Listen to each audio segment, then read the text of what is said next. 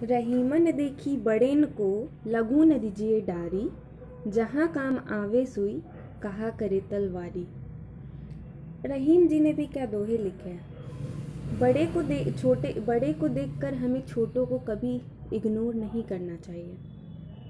सुंदरकांड में हनुमान जी की जब उन्होंने सीता जी का पता लगाकर उनके पास जाने की कोशिश की, तो जब उन्हें रास्ते में रोका गया तो वहाँ की कंकिणी जो लंका की थी, उन्होंने कहा, क्या तुम चोरी करने आए हो? क्योंकि चोर अगर चोरी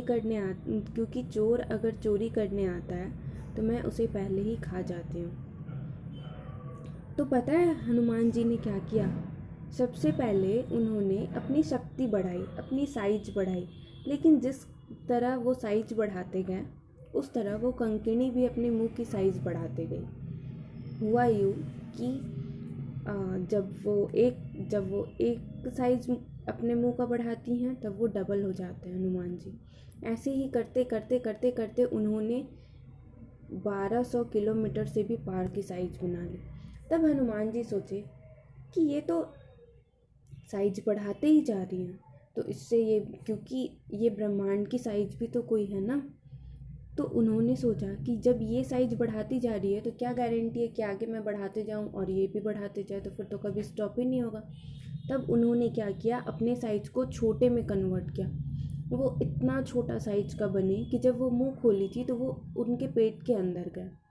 फिर उनके पेट के अंदर से फिर कुछ देर में जब थोड़ा हुआ, जब तक वो कंकिणी अपना मुंह इतना बड़ा कर चुकी थी कि अब उसे बंद करने में भी टाइम लग रहा था। तो जैसे ही वो मुंह को अपना बंद कर रही थी तब तक वो छोटे से जा कर के घूम घाम करके निकल भी गए। और फिर उसके बाद वो कंकिणी कहती है, उन्हें तो दिखाई भी नहीं दिए वो जब वो अंदर गए और बाहर आए। तब फिर बजरंगबली कहते हैं कि माँ, मैंने तो आपके ही पेट से जा कर के बाहर निकला हूँ ना, तो इस तरह तो मैं आपका पुत्र हुआ। तब वो कंकिणी कहती है कि यहाँ तो मैं आपका परीक्षा लेने आई थी, बुद्धि से भी और बल से भी। बल से तो मैंने आपका बड़ा होकर देख लिया, पर बुद्धि से मैंने आपका छोटेपन में ही देखा है। तो हमें छोटों को नेग्लेक्ट नहीं करना चाहिए। हर छोटी छोटी जिम्मेदारियाँ ही तो हमें बड़े होने में सहायक होती हैं।